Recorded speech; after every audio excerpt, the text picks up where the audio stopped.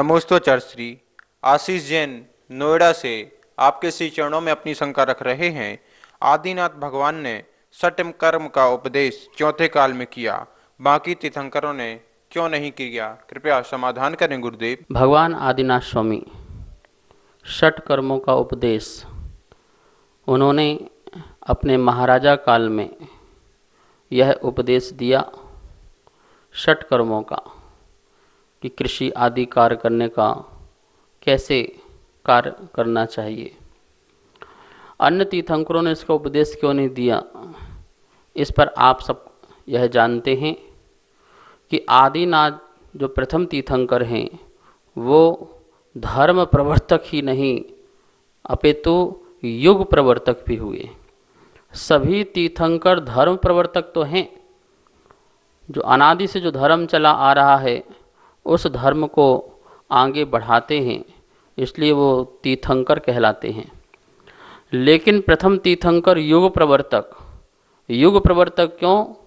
क्योंकि यह जो काल आ रहा था, कर्म भूमि का काल आ रहा था, उस कर्म भूमि के काल में जिन्होंने सभी जीवों को जीवन जीने की कला सिखाई और हर कला में उनको निपुण किया, इसलिए आदिनाथ महाराज ऋषभदेव महाराज जिन्होंने सारी प्रजा को षट कर्म का उपदेश दिया।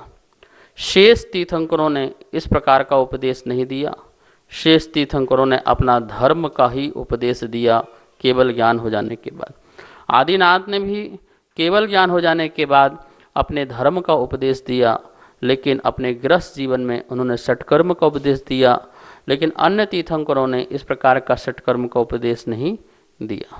नमोस्तोचर श्री सुकमाल चंद्र जैन हरियाणा से आपके श्री चरणों में अपनी शंका रख रहे हैं कि जैन धर्म में मंदिर में ध्वजा चढ़ाने का बहुत ही महत्व हुआ करता है, तो मेरे मन में यह शंका है कि हमें मंदिर में ध्वजा कहाँ पर लगानी चाहिए? क्या हम ध्वजा घर पर भी लगा सकते हैं या नहीं? कृपया समाधान करें गुरुदेव। ध्वजा हमारा जिन शासन का प्रतीक हुआ करता है और ध्वजा का सम्मान मतलब भगवान का सम्मान कहलाता है। जैसे देश में ध्वजा का कितना सम्मान का महत्व होता है, यदि उसका अपमान करते हैं तो वह देश विरोधी व्यक्ति कहलाता है। ऐसे ही हमारे द्वारा ध्वजा का सम्मान बहुत बड़ा सम्मान मानना चाहिए। साक्षात तीर्थंकर का सम्मान है, उनकी वाणी का सम्मान है, जिन शासन का सम्मान है, और इसलिए ध्वजा को हम सबसे ऊपरी भाग में लगाते हैं। शिखर में जो कलश होता है और कलश से भी ऊपर जाकर के यह ध्वजा लगती है और जिन शासन की वह पताका को फहराती है।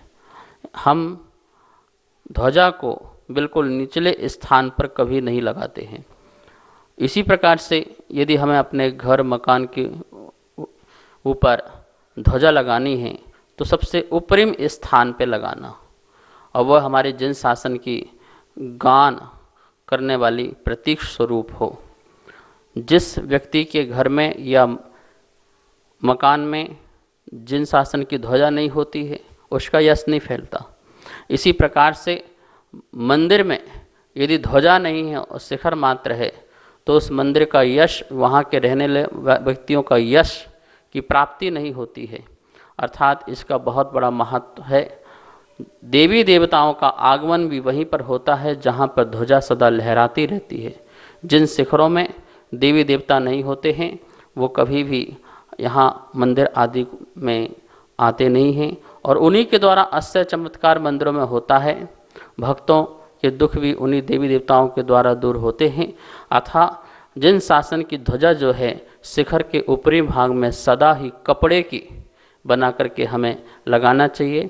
भरत चक्रवर्ती ने सोने के मंदिर, सोने की प्रतिमाएं, सोने के शिखर बनवाए, लेकिन ध्वजा का जब नंबर आया तो उन्होंने वस्त्र की, कपड़े की ही ध्वजा लगाई जो फहराती लहराती रहती है। इसी प्रकार से हमें भी ध्वजा की पचरंगी जो ध्वजाएं हैं उनको लगा करके जिन शासन की पताका फहराना चाहिए। नमोस्तोचर श्री श्रीमती रश्मि जैन बांदा से आपके श्री चरणों में अपनी शंका रख रही हैं। शास्त्रों में कहा जाता है कि धीरे धीरे धर्म उत्तर भारत से समाप्त होकर दक्षिण भारत में चला जाएगा और वहीं रह जाएगा, ऐसा क्यों कहा गया है गुरुदेव? भरत चक्रवर्ती आदियों ने जो स्वप्न देखे थे, उन स्वप्न में एक स्वप्न यह भी देखा था कि तालाब के एक किनारे पर पानी रह गया, बाकी तालाब पूरा सूख गया। तो उसका अर्थ निमित्त ज्ञानियों ने या भगवंतों ने बताया कि जो धर्म है वो दक्षिण भारत की ओर पंचम काल के अंत तक रह जाएगा। शेष इस तरफ जो है उत्तर भारत तरफ धर्म की हानि होती जाएगी, समाप्ति होती जाएगी। अब वो दक्षिण भारत में ही क्यों रह जाएगा धर्म, इस तरफ धर्म का नाश क्यों होते जाएगा? उसका कारण यही है कि जहाँ पर स्वाभाविक धर्म होता है वहीं पर धर्म का ठहराव होता है।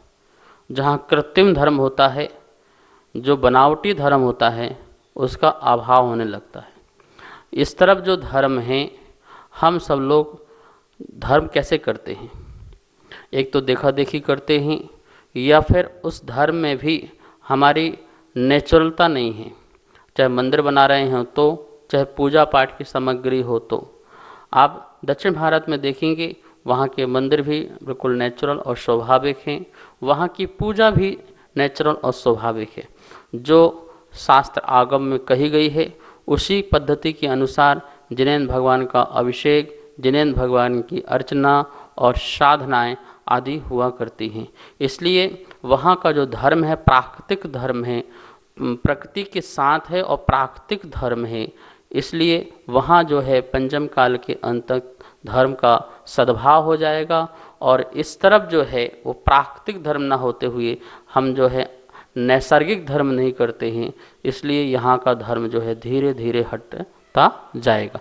यहाँ से वहाँ जाएगा ऐसा नहीं, वहाँ तो है ही है, वहाँ तो रहेगा ही रहेगा। यहाँ से अभाव होता जाएगा, ऐसा नहीं मानना कि यहाँ से वहाँ चला जाएगा। वहाँ तो अभी भी है, आगे भी रहेगा, लेकिन यहाँ पर अभी है जो, इसका ही धीरे धीरे क्या हो जाएगा, अभाव हो जाएगा शास्त्रों आगम के अनुसार। इसलिए हम अभी वर्तमान में जितना धर्म करें सचमुच में स्वाभाविक धर्म करें, आगम के अनुसार धर्म करें। ये मत समझना कि अभी समाप्त हो जाएगा। पंचम काल की समाप्ति के लिए बहुत लंबा समय है। अभी हुए कितना है, महावीर स्वामी के निर्माण हुए कितना हुआ, 2547 वर्ष तो ही हुए। तो इसलिए अभी बहुत समय है। अभी आप यहाँ भी स्वाभाविक धर्म करें, अपने जीवन को सफल करें। सभी को सादर जय जिनेंद्र। अगर आपके मन में किसी भी प्रकार की शंका है तो आप नीचे दिए गए नंबर पर भेज सकते हैं और आपकी शंका का समाधान पूज्य गुरुदेव के मुखारबिंद से आपको प्राप्त हो सकता है। जय जिनेंद्र।